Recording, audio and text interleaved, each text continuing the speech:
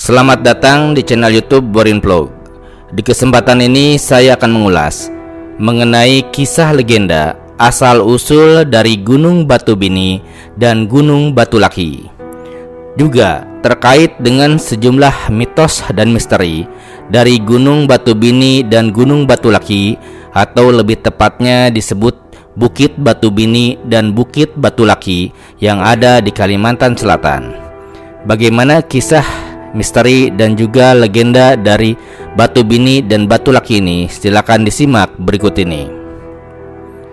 Gunung Batu Bini dan juga Gunung Batu Laki, atau lebih tepatnya adalah Bukit Batu Bini dan Bukit Batu Laki. Keduanya terletak di Kabupaten Hulu Sungai Selatan, Provinsi Kalimantan Selatan.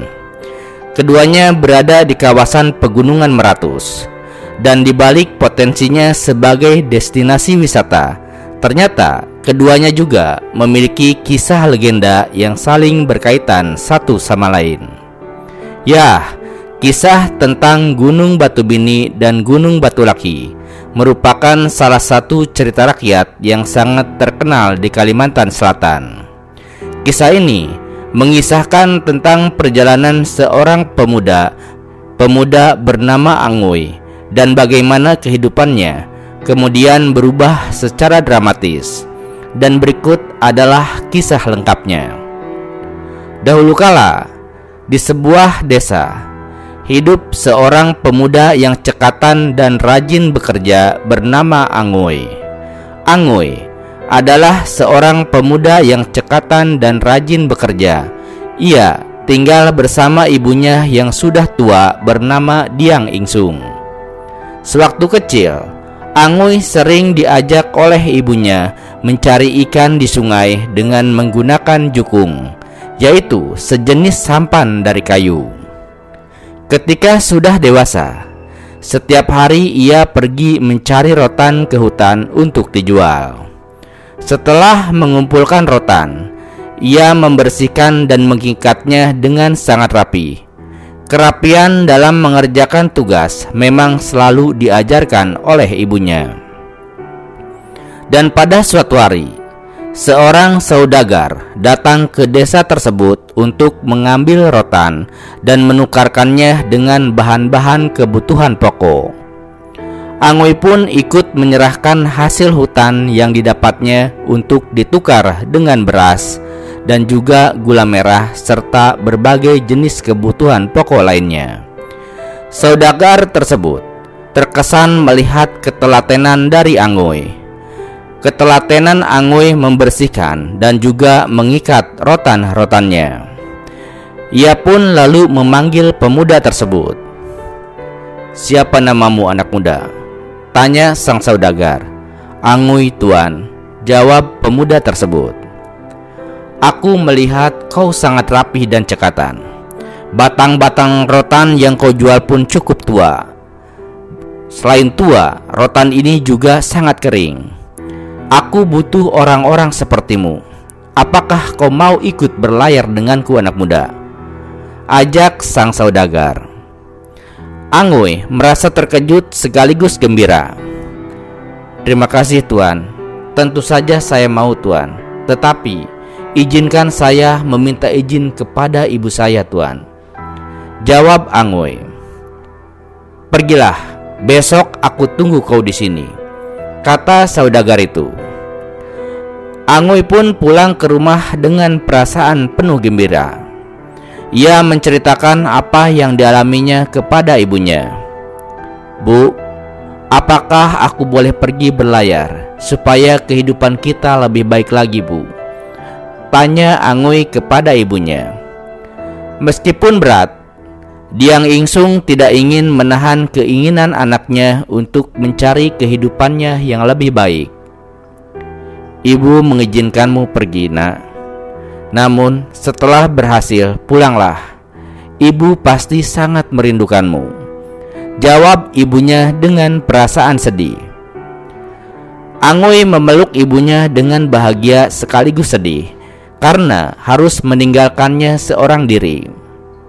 Keesokan paginya, Angoy pun pamit kepada ibunya untuk pergi berlayar. Jaga diri ibu baik-baik.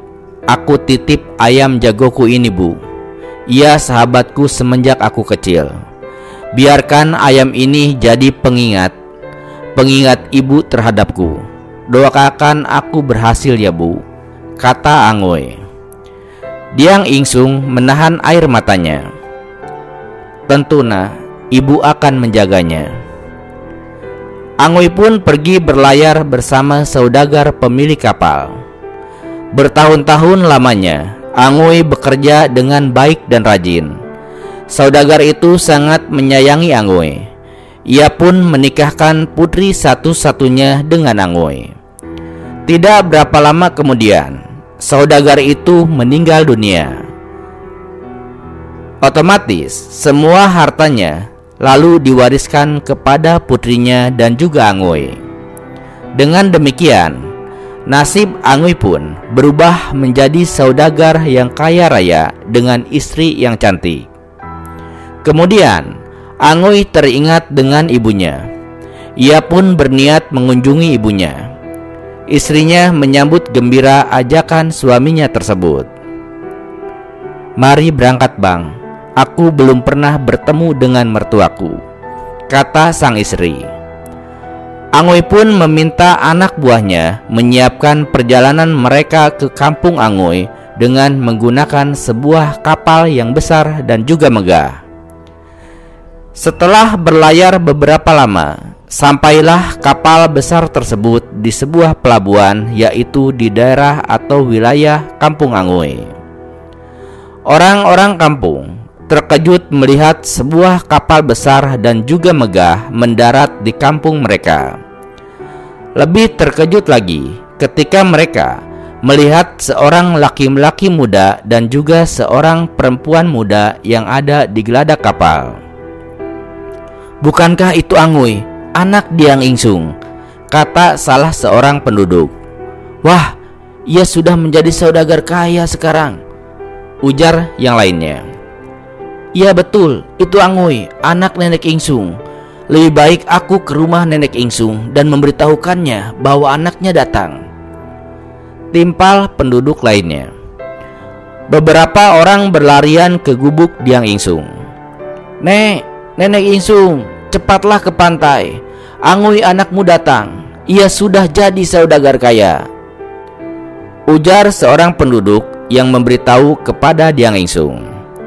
Diang Insung yang sudah tua renta dan sakit-sakitan bersusah payah keluar rumah. "Apa kalian bilang? Angoi pulang?"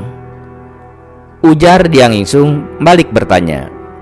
"Iya Nek, cepatlah ke sana Nek," ujar penduduk yang memberitahu tersebut. Diang Insung merasa sangat bahagia. Angoi anak yang dirindukannya kini telah pulang. Ia akan menggunakan jukung. Ia yakin Angoi akan segera mengenali jukung tua mereka. Akan kubawa juga ayam jago si Angoi. Ia pasti senang karena ayam jagonya berumur panjang, ujar Diang Insung dalam hatinya. Diang Insung pun mulai mendayung jukung dengan susah payah.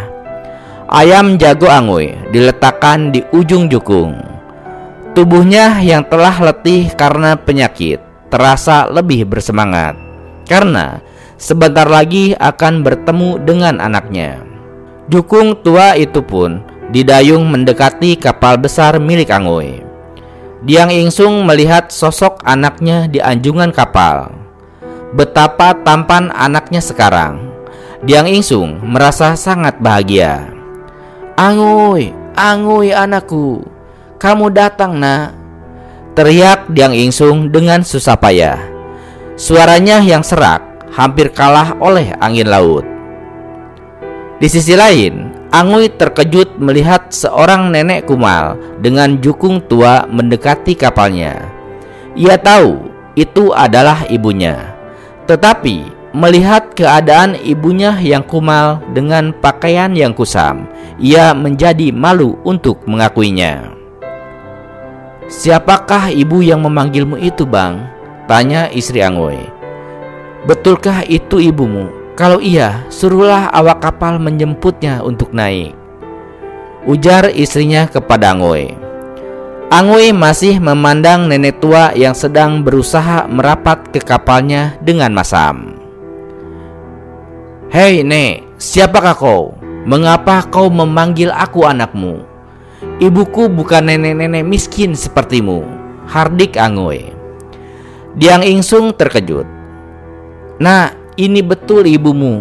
Lihatlah nak, ini jukung yang selalu kita gunakan untuk mencari ikan. Dan ini ayam jago yang kau titipkan kepada ibu," ujar Diang Insung meyakinkan kepada Angoi. "Dasar penipu, tidak mungkin seekor ayam bisa hidup selama itu. Cepat pergi dari sini," ujar Angoi kepada nenek tua yang mana adalah ibunya sendiri, yaitu Diang Insung. "Abang, jika memang itu ibumu, akuilah, aku menerimanya apa adanya," kata istrinya lagi. "Sudah kubilang, ia bukan ibuku." Angoi kemudian memerintahkan anak buah kapal untuk mengusir ibunya. Angoi juga memerintahkan untuk meninggalkan tempat tersebut. Kapal besar itu pun perlahan menjauh dari pantai. Betapa hancur hati Diang Insung. Anak yang dirindukannya kini justru tidak mengakuinya sebagai ibunya. Air matanya pun berlinang. Dengan menangis, ia pun berdoa, "Tuhan, anakku tidak mengakui aku lagi sebagai ibunya. Celakakanlah ia Tuhan. Biarkanlah ia menjadi batu beserta segala milik dan kekayaannya," ujar Diang Insung. Tiba-tiba langit mendung. Hujan turun dengan derasnya disertai badai dan petir menyambar. Kapal Angoi kemudian diterjang badai dan juga petir berkali-kali. Kapal besar tersebut kemudian terbelah menjadi dua. Satu bagian berisi istri dan dayang-dayangnya, satu bagian lagi adalah berisi Angoi dan juga para awak kapal. Kedua bagian yang terbelah itu pun pelan-pelan karam. "Ibu, ampun ibu, aku memang anakmu, tolonglah aku ibu," terdengar teriakan Angoi meminta tolong. Diang Insung tidak bergeming mendengar teriakan anaknya tersebut. Ia tetap mendayung jukungnya menuju ke daratan. Daratan kampung yang tergenang air lama-kelamaan surut. Ketika air surut, muncullah dua belahan kapal yang sudah membatu.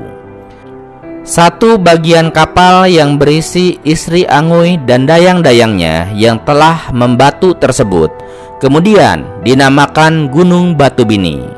Sementara itu, bagian lainnya yang berisi Angoi dan juga anak buah kapalnya kemudian dinamakan Gunung Batu Laki. Di Gunung Batu Laki ada sebuah pohon besar yang tinggi. Konon, pohon itu berasal dari tiang layar kapal yang mencuat setelah tenggelam.